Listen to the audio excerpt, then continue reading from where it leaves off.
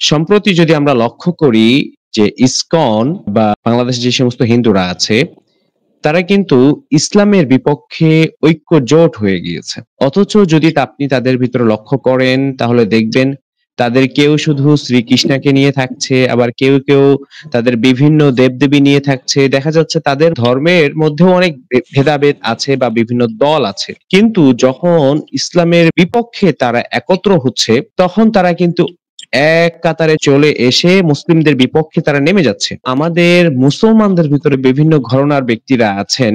আমি মনে করি যে যখন আমাদের বিপক্ষ অমুসলিম হবে, আমাদের মধ্যে বিভেদ থাকতে পারে, ফরি মাসলার মধ্যে ইখতিলাফ থাকতে পারে, মতবিরোধ থাকতে পারে।